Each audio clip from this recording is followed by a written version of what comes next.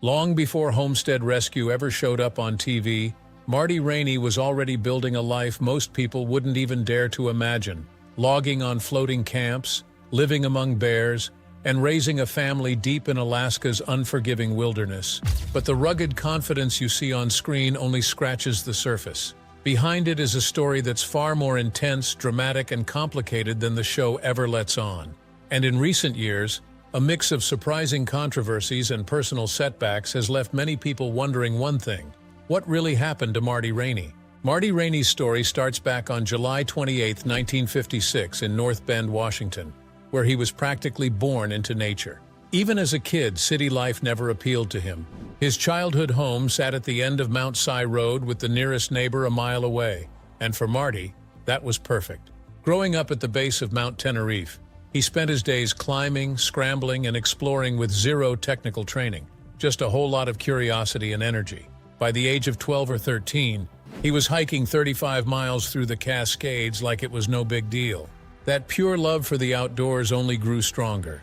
So strong that at 16 he left school, picked up work as a logger, and still found himself craving even more wilderness. By 18 he made the move that would define his entire life. He headed for Alaska. His very first view of Alaska came from the cockpit of a 737, a moment he never forgot.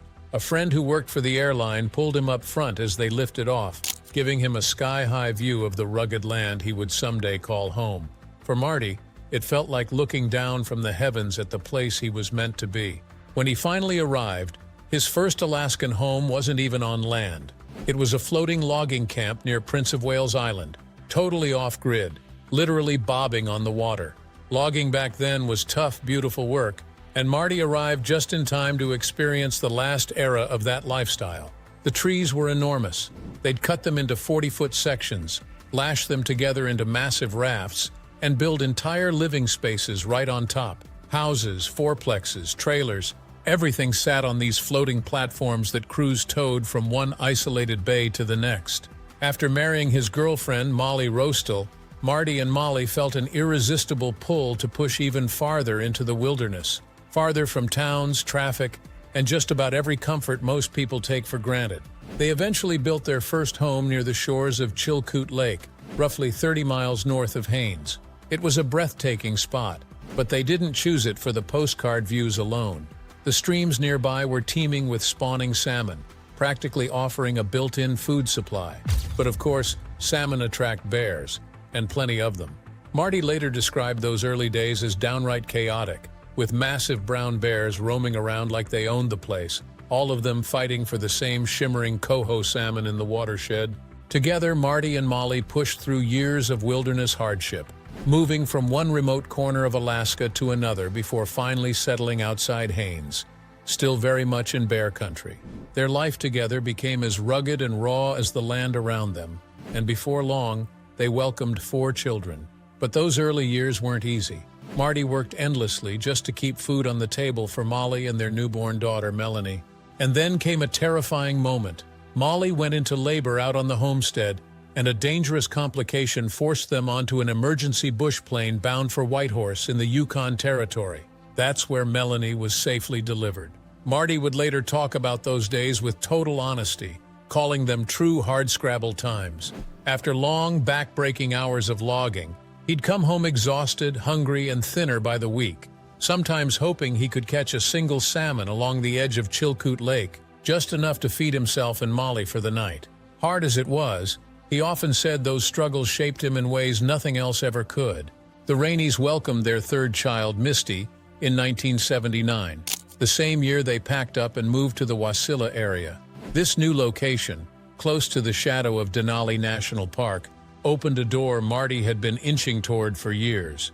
It was here that he stepped into the world of mountain expeditions. His first climb up Denali came in 1986, and it was an experience that stayed etched in his memory forever. Pushing toward the final 20 feet of the summit, he felt tears streaming down his face, tears that instantly froze in the brutal cold. Standing at the very top of North America filled him with awe. There was no urge to cheer or plant a flag. Instead, he felt small, humbled, and overshadowed by 360 degrees of towering ridges and jagged, icy wilderness, stretching endlessly in every direction. That raw, magnificent view matched the one he'd fallen in love with years earlier from the cockpit of a 737. The wild world, untouched and unforgiving, was exactly where he felt at home. By 1998, he was officially guiding expeditions. And when Alaska's fierce winters shut down climbing season, Marty simply shifted gears. He founded Alaska Stone and Log, turning his attention to building and restoring homesteads using the most fundamental materials: stone, timber, and grit. Living off the grid demanded courage and patience, but the Raneys embraced it. They grew to understand the land's rhythm, surviving without plumbing, heating systems, running water, or electricity. Over time, the harsh environment didn't just test them, it strengthened them. Throughout the 90s, Marty's deep knowledge of Alaska and his musical background made him a natural guide for documentary crews. He helped guide the team filming Alaska, Spirit of the Wild in 1997, and 2 years later for Climb Against the Odds, he wore several hats: climber, musician, and second cameraman. His real breakthrough, however, didn't come until 2013, when he appeared on Ultimate Survival Alaska. Running from 2013 to 2016 on the National Geographic Channel, the show dropped elite survivalists into the heart of Alaska's untamed wilderness and told them more or less, good luck. Teams battled brutal terrain, unforgiving weather, and challenges that looked like they were designed by Mother Nature on a bad day. From the moment Marty appeared, he became a standout, and honestly, it wasn't hard to see why. He wasn't just playing the part of a rugged outdoorsman, he was one. After more than 4 decades of living off the land, he moved through that wilderness like someone who knew it personally. Viewers watched him hunt, fish, trap, and whip up shelters from natural materials as if he were simply tidying his own backyard. His toughness, quick thinking, and calm under pressure made him both a competitor to fear and a fan favorite to watch. The show earned massive attention for its raw, edge-of-your-seat look at Alaska's dangers: cliff climbs that made palms sweat, treks across lethal terrain, and blizzards that seemed almost intentionally cruel. But perhaps the wildest twist was that there was no cash prize, no trophy, no giant check. It was all about pride and proving you could stand toe-to-toe with the Alaskan wilderness. Still, Marty's fame truly skyrocketed after Ultimate Survival Alaska ended. His next chapter arrived in 2016, when he became the beating heart of Homestead Rescue. The idea didn't start with him. The Discovery Channel approached Marty with a concept they described as a return to their early, authentic, boots-on-the-ground style. What grabbed Marty was the mission: real people, real problems, real solutions. No fake drama, just helping struggling homesteaders survive. Marty later explained that Discovery had done an incredible job finding participants, everyday people living off-grid for their own reasons, not the stereotypical doomsday types TV often gravitates toward. He praised the network for seeking out genuine families trying to make a life beyond the reach of the modern world. After a month of mulling it over, his children, Misty and Matt, joined the effort, transforming the series into a full family operation. But Marty had one big condition: authenticity. He wasn't interested in scripts or staged conflicts. He wanted raw emotion, real stakes, and genuine interactions. And the producers agreed. Because Marty meets each homesteader for the first time when he arrives, every moment plays out with real tension, real vulnerability, and real urgency. Compared to Ultimate Survival Alaska, Marty believes Homestead Rescue is the more authentic series, and the reason becomes clear once you see what the Raneys take on. Each episode introduces someone trying to live off the land but falling short in dangerous ways: food shortages, no clean water, wildlife threats, failing structures, or weather conditions that don't forgive mistakes. The Raneys don't swoop in as celebrities. They arrive as hands-on problem solvers. They analyze what's broken, identify exactly what the family needs most, and build a plan to transform the homestead into something safe, sustainable, and functional. Each family member brings a specialty. Marty is the master of the wild, hunting, tracking, trapping, building shelters, and reading the land like a familiar story. Misty is the sustainability expert, strengthening food systems through gardening and livestock. Matt is the craftsman, a builder capable of turning raw materials into sturdy, practical structures. Together, they become a lifeline, stepping in when people are on the brink and helping struggling dreamers turn pure survival into a real way of life. Throughout the series, we see the Raney family take on challenges that would overwhelm just about anyone. We're talking brutal weather, unpredictable wildlife, and sudden setbacks that could wipe out months of progress in a single moment. But episode after episode, their determination never slips. Their mission stays the same: help homesteaders reclaim their land, rebuild their future, and remind them why they started this journey in the first place. And by the end of each story, you can see the transformation. Families walk away with a homestead that's more sustainable, more efficient, and far more livable, all thanks to the Raneys' experience, creativity, and relentless work ethic. When it comes to construction, Marty and his family are known for their resourcefulness. They do everything possible to repurpose whatever they find on site, turning scrap, discarded materials, or forgotten structures into clever, practical solutions. But when a problem is too big or too dangerous to solve with materials on hand, the team turns to the network for support. If the situation demands a major upgrade, Discovery steps in with the budget needed to make those significant improvements. Homestead Rescue has earned praise for its emphasis on self-sufficiency and sustainable living, especially at a time when many viewers are thinking about living closer to the land. But like most reality shows, it hasn't escaped criticism. Some viewers argue that a few scenes feel overly dramatic or staged for television, sparking debate about how real the rescue process truly is. In 2018, a dramatic incident involving a drone operator thrust Marty Raney into the spotlight for an entirely different reason. Drone pilot Justin Persley had been flying his brand-new drone in the Hatcher Pass area when Marty, convinced he was being filmed without permission, confronted him. The situation escalated quickly. Marty ended up damaging Persley's drone, prompting Persley to file for a restraining order. Raney argued that the drone had been flying extremely low over his property, following him as he moved, and that he believed the flight was illegal based on a call he made to a trooper dispatcher. Surprisingly, the confrontation was resolved much more peacefully than it began. The two men agreed to meet later that morning in a grocery store parking lot to talk things through. Persley said that during this meeting, Marty apologized and paid him the full cost of the drone in cash. Persley then notified the courthouse to drop the restraining order request. Both men shared their stories on social media, which quickly drew public attention and divided opinions online. Marty described hearing a buzzing sound while sharpening his chainsaw and looking up to see a drone hovering directly above him and his cabin. He later said the drone followed him for nearly 1,000 feet as he walked back to his vehicle. On the other side, Persley explained that he and his father-in-law were simply testing out the new drone from a public pull-off when Marty approached them. He recalled being surprised to see Raney's signature cowboy hat appear as the TV personality demanded to know why they had been flying over his property. Persley's father-in-law insisted the drone had been flying high enough to avoid crossing onto private land. When troopers arrived, the accounts differed again.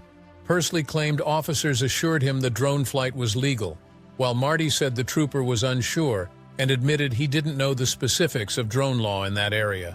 Trooper spokeswoman Megan Peters later said that details were still unclear until the assigned trooper could be reached. A short time later, Raney posted an update on his social media page, saying he had spent hours driving across Alaska and thinking about the incident. He offered to replace Persley's drone and expressed regret for the damage. According to Persley, they met again. Marty apologized, and he paid the exact amount the drone had cost. Raney even offered to hire him to film drone footage for an upcoming project, but Persley declined. Then, in 2020, Marty faced another wave of public backlash, this time for a resurfaced song from his past. A track from his 1997 album titled Adam and Steve began circulating online, drawing widespread criticism for its homophobic lyrics. While most of the album consisted of harmless country tunes, the final track stood out for its commentary against the growing acceptance of homosexuality. The lyrics referenced outdated views, criticized gay pride, and contrasted them with what Raney framed as traditional relationships. The controversy resurfaced during a larger conversation about the workplace culture on certain Discovery shows, following reporting on the disappearance of production assistant Terrence Woods. Some former crew members described the environment as unwelcoming and resistant to progressive ideas. Within that broader discussion, Raney's decades-old song drew renewed attention. The production company Raw, which works on Discovery projects, responded by saying they were completely unaware of the song and were shocked by its content. They emphasized that they did not agree with its message. All Three Media America, which had recently begun co-producing Homestead Rescue, echoed the same stance, saying they did not share any of the views expressed in the track. Discovery also issued a separate statement, distancing the network from the song and stressing that it did not reflect their values or the spirit of the show. The network never clarified whether they planned to take any action against Raney or even launch an internal review. But despite all the noise and the controversy surrounding the situation, Homestead Rescue kept right on airing. No delays, no pauses, nothing. It stayed locked into Discovery's lineup like nothing had happened. And then came a disaster no one could have predicted. In 2021, life on the Raney Ranch took a dramatic turn when Marty and Molly's cabin was consumed by a sudden and devastating fire. The loss hit the family hard. After years of effort poured into the building across multiple seasons, everything they relied on was gone in a matter of moments. Early speculation pointed to the fireplace chimney as the likely cause. Its design had allowed for intense heat, and that very feature may have triggered the disaster. For the Raneys, the timing could not have been worse. Winter was closing in quickly, and the family suddenly found themselves facing a full rebuild while racing against freezing temperatures. The stakes were high, and the pressure was enormous. Discovery leaned heavily on the fire to promote the new season, which led some viewers to question whether the incident was being exaggerated for dramatic effect. But the seriousness of the event became clear when Marty posted a video in real time, calling for help as flames spread across the cabin. Despite frantic efforts, the fire engulfed the structure in minutes, leaving nothing behind. As promo materials teased out pieces of the story, fans grew increasingly impatient. Many wanted direct answers, not small glimpses scattered across multiple episodes. This slow rollout fueled suspicion that the tragedy might be serving as a narrative hook rather than a straightforward account. Yet Discovery maintained that the fire was very real, framing it as the Raney family's greatest challenge to date. Their description of the new season painted a picture of urgency, the family scrambling to rebuild, winter threatening every step, and a devastating loss pushing them to work harder than ever. Still, the lack of extensive footage fueled ongoing debate. Combined with past accusations that elements of the series were staged, some longtime viewers held on to doubts. Former participants had already gone public about their behind-the-scenes experiences, and those stories left an impact on the show's reputation. One early controversy came from Kim and Josh Zabek, featured in the second episode of the first season. The couple were already running a thriving business, Revolutionary Roots Farms, when the Raneys visited. Yet the episode portrayed them as struggling homesteaders whose pigs had caused an overwhelming crisis. The Zabeks later took legal action, claiming the show had distorted their reality. They explained that the dramatic scenes viewers saw had been manufactured, including dead animals that weren't theirs, and exaggerated storylines meant to heighten tension. They said they never expected the production team to take creative license so far. Although the outcome of their lawsuit was never made public, both Kim and Josh expressed shock at how their homestead had been depicted. Marty responded with a surprisingly sympathetic tone. He recalled enjoying his time working with Kim and said he had no interest in criticizing the couple, noting that she had not spoken negatively about him personally.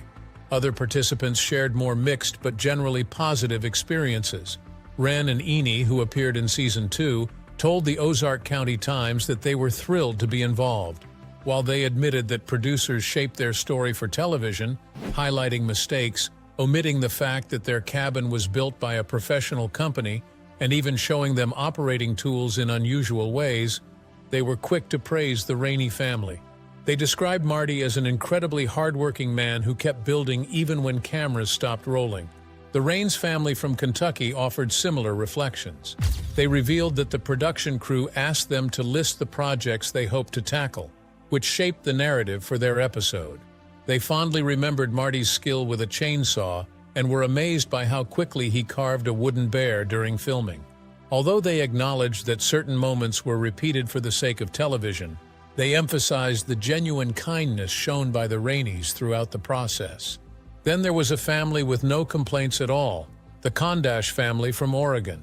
Facing the collapse of their wood mill business and severe financial hardship, they welcomed the Homestead rescue team with open arms. The Raineys helped them reorganize their operation, stabilize their homestead, and get their business functioning again. Today, their mill is thriving, and they credit the show for helping them turn things around.